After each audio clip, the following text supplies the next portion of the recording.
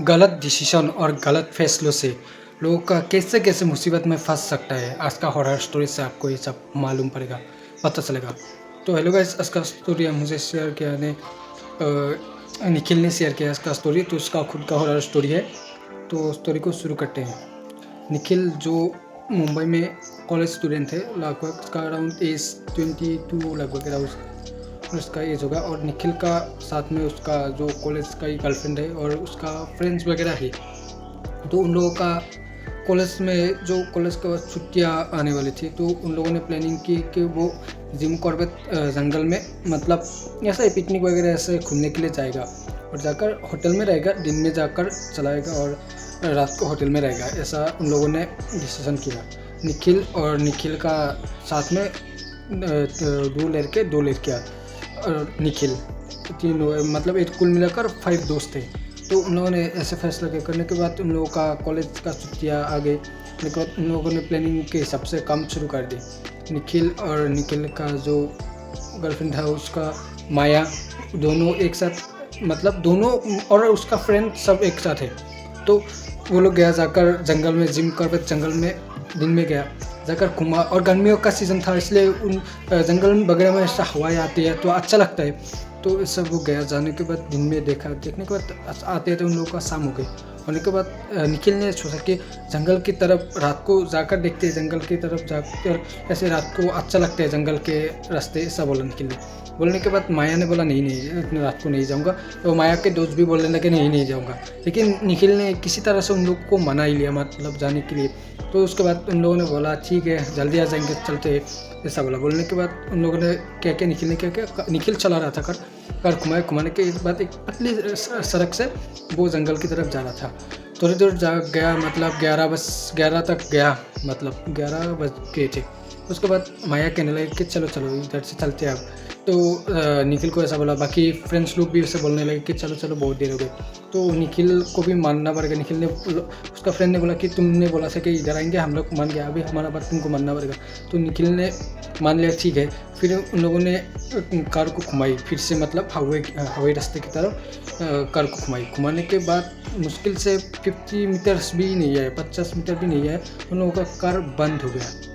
होने के बाद निखिल ने स्टार्ट करने की कोशिश की, स्टार्ट नहीं हुआ। माया और उसका दोस्त बोलने लगे क्यों मजाक कर रहे हो इतनी रात को इस जंगल में। उसके बाद निखिल ने बोला नहीं मजाक नहीं कर रहा हूँ, सच में कार स्टार्ट नहीं हो रहा है। तो निखिल का जो दोस्त था अर्नब, तो उसने भी ट्राई किया लेकिन स्टार्ट नहीं हो रहा था। फिर अर्नब और बाहर निकला, निखिल भी बाहर निकला और बाकी लड़कियाँ और एक और दोस्त था उसका शायद रिकिम ने कुछ था ऐसा नाम। तो तीनों दोस्त मतलब बाहर निकल। निखिल जो कार ठीक करने के लिए कोशिश कर रहा था और अर्नब उसको टॉर्च पकड़ रहा था। और एक जो दोस्त था वो साइड में देख रहा था। जंगल का एरिया है, कुछ शेर वगैरह ऐसा जंगली जानवर वगैरह ये सब आ जाते ना रात को, इसलिए वो देख रहा था। और बाकी माया का एक दोस्त भी, ये लड़की, वो कार में बैठा हुआ था। तो उन लोगों ने बहुत कोशिश की लेकिन कार स्टार्ट नहीं हुआ। होने के बाद निखिल ने बोला कि आज रात को इधर ही रुकना पड़ेगा। तो उसके बाद दोस्त लोग उसको बोलने लगे निखिल को कि हमने बोला था कि इतनी रात को नहीं आते इधर। तो ऐसा बोलने के निखिल ने बोला मैं अब क्या कर सकता हूँ, मैंने भी नहीं सोचा था कि ऐसा होगा। तो उसके बाद निखिल ने कार में बैठकर सभी लोग सोचते कि ठीक है आज कार के अंदर सोते सुबह चला जाएंगे। तो सब लोग सोने के लिए कोशिश की। थोड़ी देर के बाद सब लोग नींद में था। तब अचानक माया को क्या हुआ, वो बैठकर बाहर देख रही थी, मतलब उसको नींद नहीं आ रहा था तो वो बाहर देख रहा था। तो उसने अचानक से देखा कि पैर में एक रेड कलर की कपड़े पहनकर लड़की बैठा हुआ था और जिसका आंखें एकदम रेड कलर की थी और उसके सिर से खून निकल रहा था। माया ने देखा। देखने के बाद उसने उसको उठाया, निखिल को उठाया, एकदम चिल्लाने के बाद निखिल ने बोला क्या हुआ। तो उसके बाद माया ने बोला कि इधर पैर में, उधर देखो पैर में कोई है। तो उसके बाद निखिल ने देखा कौन है। उसके बाद दोस्त ने भी बोला कौन है, कोई तो नहीं है, ऐसा बोला। बोलने के बाद माया बोलने लगी कोई तो था। उसके बाद निखिल ने बोला कि तुम सो जाओ, तुम अकेले, तुम सोया नहीं था ना इसलिए, और अकेला जंगल है, तुम्हारा माइंड का इल्यूजन है, ऐसा बोला। बोलने के बाद माया भी फिर भी सो नहीं रहा था। तो निखिल ने उसको देखा। देखने के बाद निखिल ने बोला मैं बाहर जाकर देखता हूँ, ये ऐसा बोला। बाकी दोस्त ने, उसका निखिल का जो दोस्त था उसको बोला कि तुम दरवाज़ा खोल के रखना, अगर कुछ हुआ तो मैं से ले लूँगा, तुम लोग आ जाना। तो ऐसा बोला। बोलने के बाद उन लोगों ने मना किया था उसको जाने के लिए, लेकिन फिर भी वो गया। जाकर पेड़ के नीचे जाकर वैसे लेकर माया को बोलने लगा, कौन है इधर, कोई तो नहीं, ये देखो मैं हाथ ऊपर कर रहा हूँ, कोई नहीं है। तो उधर से वो आ गया। आ जाने के बाद फिर वो सो गया घर में आकर, बाकी सारे दोस्त भी सो गए, माया भी, शायद माया सोया नहीं तो वो बैठा हुआ था। तो उसके बाद सब सो गया। जाने के बाद सुबह हुआ होने के बाद कॉलेज का छुट्टियाँ चल रही थी, तो वो मुंबई चला गया, मतलब वो मुंबई में रहता था। तो सब अपने अपने घर में चला गया, कॉलेज की छुट्टी आई। तो उसके बाद निखिल और माया दोनों कपल था ना, तो उन दोनों का पहले तो फ़ोन में बात होता था, लेकिन तब से जब से वो उधर से आया तब से माया उनको एक बार भी कॉल नहीं किया। फिर निखिल ने उसको कॉल के करने के बाद वो भी ठीक से बात नहीं करते, जो बात निखिल करता है उसका जवाब ऐसा ही करता है, लेकिन वो खुद से कुछ भी नहीं बोलता है।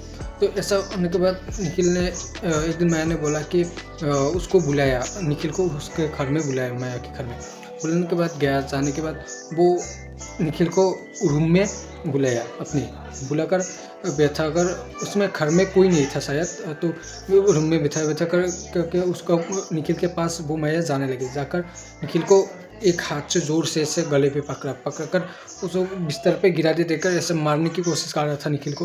तो निखिल ने अपने जो हाथ था ना, उससे क्या एक ज़ोर से ऐसे माया के गाल पर देख कर उसको गिरा कर वो उधर से चला गया। जाने के बाद वो निखिल उधर से भाग गया। जाने के बाद निखिल ने माया की मम्मी पापा को कॉल करके बता दी ये बात। बताने के बाद उन लोगों को बाद में पता चला कि वो माया जो था वो रूम में साड़ी वगैरह पहनकर एक लाल बिंदी लगाकर ऐसा बैठा हुआ रहता था घर में। तो माया उसके बाद निखिल ने घर वालों को उन लोगों का जो स्टोरी हुआ था जंगल में वो बता दी। बताने के बाद घर वालों ने भी कुछ बोला उसको, शायद दादा कुछ ऐसा बोलने के बाद निखिल ने बोला कि मैं एक हमारी फैमिली का एक तांत्रिक को जानता हूँ, माया को उधर ले जाते। तो फैमिली ने बोला ठीक है, फैमिली के मम्मी पापा, माया की मम्मी पापा ने बोला कि ठीक है। तो उनको उधर ले गया, माया को ले गया कार में, लेकिन माया जाना नहीं चाहता था कार में, वो रो कर गया, वो जाना नहीं चाहता था। तो तांत्रिक के पास पहुँचने के बाद तांत्रिक ने माया के हाथ को देखकर थोड़ी देर उसने आंखें बंद की। करने के बाद उसको बोला कि इसके ऊपर एक साया है, मतलब एक लड़की की साया है। तो ऐसा बोलने के बाद पहले माया को क्या किया, उस तांत्रिक ने क्या किया, उस माया के चारों तरफ एक पानी से, मतलब पानी और खून, रेड कलर से कुछ खून जैसा कलर से चारों तरफ राउंड बना दिया, जैसे माया भाग नहीं पाएगा। तो ऐसा बना दिया। देने के बाद वो अंदर ही सर्कल के अंदर ही एकदम हिलडुल रहा था, इससे अपने बाल बिखर रहे थे। तो उसके बाद उसने पूछा तांत्रिक ने, कौन हो तुम? उसने माया ने बोला कि मेरा नाम कुछ बोला था, मैं भूल गया, अर्चना, हाँ मेरा नाम अर्चना है, ऐसा बोला। बोलने के बाद उसने बोला क्या चाहते हो तुम? उसने बोला कि इसको चाहते हैं, इसको मार डालूंगा। निखिल की तरफ दिखाकर उंगली दिखाकर बोलता क्यों? उसके बाद उसने बोला कि इसने मेरे ऊपर पैर रख दिया था। बोला कहाँ पर? उस रात जब वो कार से बाहर निकल गया था, माया को दिखाने के लिए और फ्रेंड्स लोगों को दिखाने के लिए कि इधर कोई नहीं है, तो तब वो मेरे साये के ऊपर उसने पैर रख दिया था। तो उसके बाद के बोला कि तुम इस शरीर को कब छोड़ोगे? उसके बाद उसने बोला कि इसको मारने के बाद।